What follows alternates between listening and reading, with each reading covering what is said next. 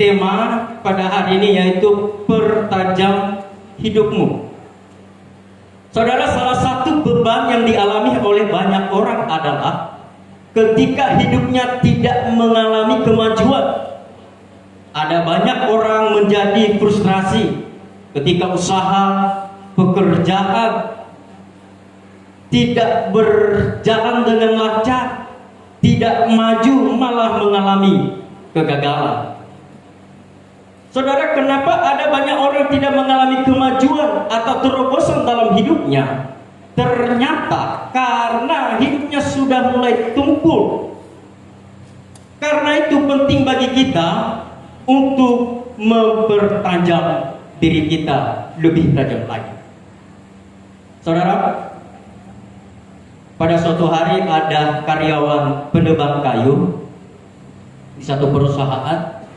Dia datang kepada bosnya dan berkata, "Bos, hari ini saya mengundurkan diri dari pekerjaan ini."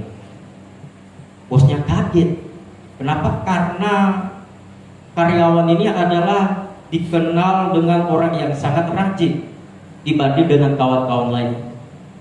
Bos bertanya kepada karyawan ini, "Apa alasannya? Kenapa Anda mengundurkan diri?" Dia bertanya, "Pokoknya saya mengundurkan diri aja, bos." Bos bertanya, "Apakah ada karyawan yang memukul kamu atau yang memarahi kamu mungkin?" Dia bilang, "Tidak ada." Dia bilang, "Apakah gajimu terlalu kecil dan saya mau tambahkan?" Dia berkata, "Tidak juga. Bos sudah memberikan gaji untuk saya lebih dari cukup. Jadi saya mau mengundurkan diri." Jadi bos kaget ya. Apa alasan orang ini? Kemudian bosnya ini dia berusaha benar mendekati daripada karyawan ini, dan ternyata karyawan ini jujur kepada bosnya. Dia berkata, "Bos, selama ini sehari saya menebang kayu sampai 100 batang, tetapi beberapa minggu ini saya hanya mampu menebang kayu hanya 60 batang saja gitu. Jadi sangat jauh berbeda, daripada bos dirugikan, lebih baik saya mengundurkan diri." Lalu bosnya berkata, "Ambil kapakmu." Kemudian karyawan ini dia ambil kapaknya dan dia berikan kepada bosnya, dan bosnya cek kapaknya. Dan ternyata kapak yang dipakai oleh si penebang ini sudah mulai tumpul sehingga tidak maksimal untuk menebang beberapa kayu seperti sebelumnya. Saudara terkasih dalam nama Tuhan Yesus Kristus, apa yang sebenarnya yang terjadi kepada si penebang ini adalah, atau penebang kayu ini? Pengkhotbah 10 ayat 10, "Jika besi menjadi tumpul dan tidak diasah, maka orang harus memperbesar tenaga, tetapi yang terpenting untuk berhasil adalah hikmat." Jika besi menjadi tumpul dan tidak diasah, maka orang harus memperbesar tenaga, tetapi yang terpenting untuk berhasil adalah hikmat. Kalau kita melihat dalam terjemahan bahasa Inggris, demikian daripada firman Tuhan, jika sebuah mata kapak tidak diasah menjadi tumpul, maka orang harus kerja lebih keras lagi dan hasilnya tidak maksimal. Salomo menyimpulkan hal yang terpenting untuk berhasil adalah hikmat. Dan ternyata hikmat itu akan datang saat kita terus mempertajam iman kita kepada Tuhan, saat kita terus mempertajam pendengaran kita akan firman Tuhan, saat kita mempertajam hidup kita lebih dekat lagi kepada Tuhan. Kenapa ada banyak orang tidak mengalami kemajuan, tidak mengalami terobosan? Jangan-jangan imannya sudah mulai tumpul, semangatnya sudah mulai tumpul. Ini yang sering terjadi dalam kehidupan kita. Saudara, tanda-tanda orang yang sudah mulai hidupnya tumpul, yang pertama adalah hidupnya tidak seirama lagi dengan hatinya Tuhan. Artinya orang itu tidak lagi bisa menangkap sesuatu yang baik daripada Tuhan. Kemudian yang kedua adalah tidak lagi mengalami kemajuan, tidak ada lagi prestasi yang bisa dibanggakan, hidup tidak efektif, segala sesuatu yang dikerjakan tidak berhasil, dan mengalami kegagalan demi kegagalan dalam hidup. Inilah ciri-ciri orang yang sudah mulai tumpul hidupnya. Saudara, ada 3 cara agar kita bisa mempertajam hidup kita lebih kuat lagi, lebih tajam lagi. Yang pertama adalah kita membuka dari Yesaya 50 ayatnya yang keempat. Tuhan Allah telah memberikan kepadaku lidah seorang murid, supaya dengan perkataan aku dapat memberi semangat baru kepada orang yang letih lesu. Setiap pagi ia mempertajam pendengaranku untuk mendengar seperti seorang murid. Saudara, yang pertama yang harus kita lakukan adalah yaitu kita harus mau terus dipertajam oleh Tuhan. Tiap hari terus mau Tuhan pertajam hidup kita. Karena itu luangkan waktu Anda yang lebih khusus untuk mempertajam iman kita kepada Tuhan. Saudara, Daniel adalah orang tawanan. Tetapi meskipun Daniel seorang tawanan, tetapi Alkitab berkata bahwa Daniel menjadi pejabat tertinggi di dalam 4 kerajaan yang berbeda. Coba Anda bayangkan, presiden berganti 4 kali, tetapi menterinya tetap itu yang dipakai. Dan itu hanya Daniel. Begitu. Yang kita lihat sekarang adalah paling 2 periode saja. Itu pun presidennya orang yang sama. Tetapi Daniel adalah, rajanya adalah berbeda, tetapi mereka tetap memakai Daniel sebagai pemimpin tertinggi di situ, gitu. Sebagai pejabat tertinggi di dalam kerajaan tersebut. Pertanyaannya adalah apa yang menjadi rahasianya sehingga Daniel ini dipakai oleh raja dari 4 kerajaan yang berbeda. Adalah Alkitab berkata Daniel memiliki hikmat 10 kali lipat dengan orang-orang yang ada di sekitar. Ini rahasia. Dan ternyata hikmat itu akan muncul dalam kehidupan kita ketika kita mempertajam hidup kita kepada Tuhan. Apakah Daniel mendapatkan hikmat daripada Tuhan hanya begitu saja dia tidur-tiduran begitu? Tidak. Alkitab berkata 3 kali sehari Daniel berdoa, mengambil waktu khusus kepada Tuhan untuk mempertajam hidup. Jadi saya mau katakan bahwa hikmat itu diberikan kepada kita bukan karena kita hanya santai-santai begitu saja, tetapi ada sesuatu yang kita lakukan adalah yaitu berdoa, membaca firman Tuhan. Ada waktu khusus untuk kita lebih dekat lagi kepada Tuhan.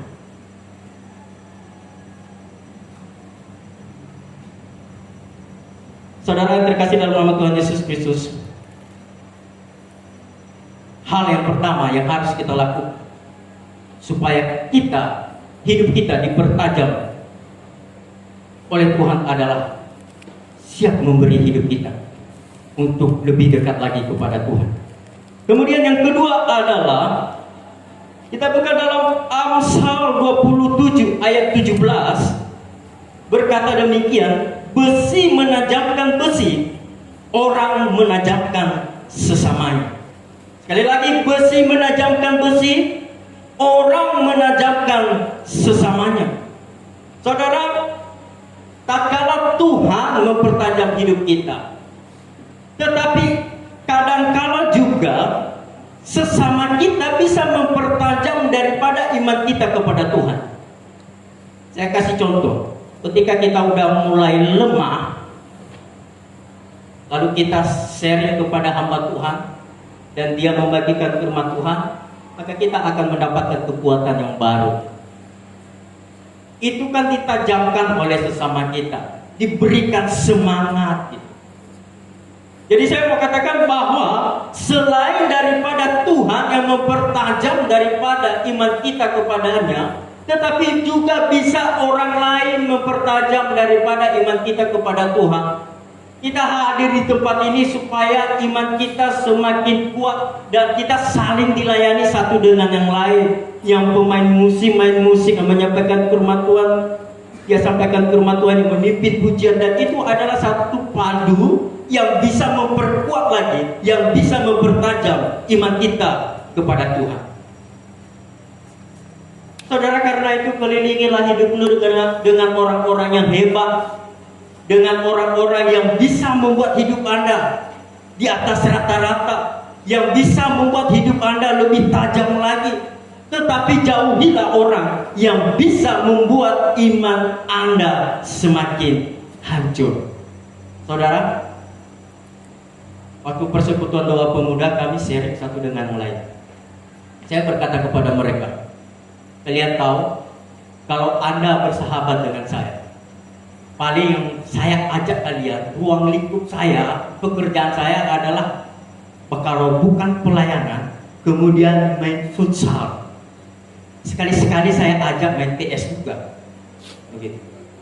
Sekali-kali saya membawa Anda ke kebun bekerja. Itu aja ruang lingkupnya, dan itu tidak membahayakan gitu. Tetapi berbeda hal kalau Anda bergabung dengan anak-anak pang gitu. Dia akan ajak Anda jalan-jalan tengah malam gitu. Dia ajak Anda untuk buat tato lebih bagus di sini. Tato sini, tato di sini, sampai tato di muka gitu. Pernah aku lihat, tato dibuat di muka, itu lagi permanen gitu. Kalau Anda bergaul dengan Ricky, Anda melihat gaya rambutnya selalu di sebelah kiri. Tetapi kalau Anda bergabung dengan anak pang, rambutnya bukan sebelah kiri, tetapi menuju di atas surga. Udah lagi kayak menuju di atas surga, oh dikasih warna-warni lagi. Persis seperti rambut babi hutan. Nah, saudara terkasih dalam nama Tuhan Yesus Kristus, makanya saya mau katakan adalah di mana Anda bergaul itu sangat mempengaruhi daripada kehidupan kita. Pergaulan yang buruk merusak kebiasaan yang baik. Karena itu saya mengajak anak-anak muda, carilah komunitas yang bisa membangun Anda. Kalau Anda bergabung dengan kita di pemuda di tempat ini, saya mau katakan pemuda di tempat ini ruang lingkupnya gitu-gitu aja. Kalau nggak mau main bulu tangkis di tempat Pak Anderson, Anda main futsal gitu. Kalau Anda bermain bulu tangkis di tempat Pak Anderson, gratis lagi Bapak. Begitu. Kemudian komunitas disediakan kopi lagi, sediakan air, kadang-kadang dikasih makan gitu. Nah, saudara, ini adalah sesuatu keuntungan kalau kita ada komunitas yang bisa membangun hidup kita lebih baik lagi. Kalau Anda bergabung dengan orang-orang peminum adalah, maka Anda akan lama-lama juga akan diajak di tempat itu. Begitu. Saudara terkasih dalam nama Tuhan Yesus Kristus, sekali lagi, selain daripada Allah mampu menajamkan iman kita kepada Tuhan, tetapi sesama kita juga bisa menajamkan iman kita kepada Tuhan, tetapi juga bisa membuat iman kita lebih hancur. Kemudian yang ketiga adalah, atau yang terakhir, Yoel 3 ayat 10, demikian firman Tuhan, tempalah mata bajakmu menjadi pedang, dan pisau-pisau pemangkasmu menjadi tombak.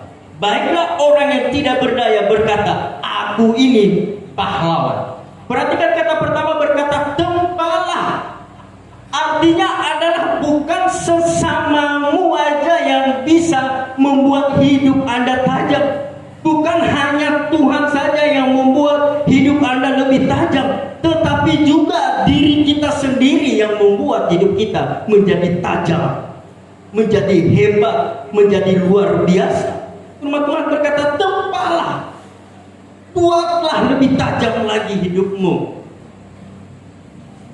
Dan Anda berkata, aku ini pahlawan. artinya adalah seorang pemenang yang bisa mengalahkan tantangan hidup yang terjadi dalam hidupnya, dan dia akan menuai hasil dari apa yang dia kerjakan.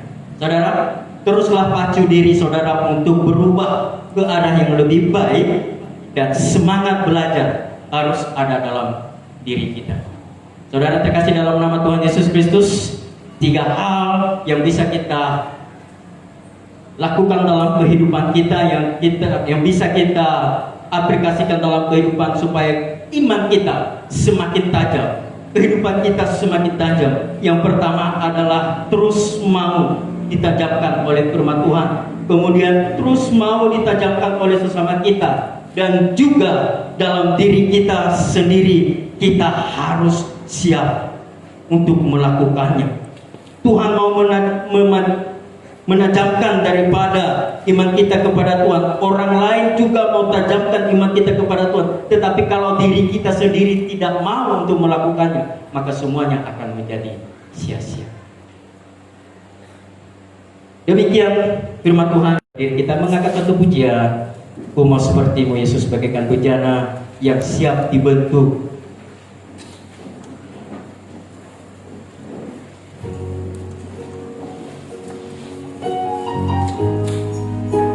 Dengan sikap berdoa kita menyanyikan pujian ini di hadapan Tuhan.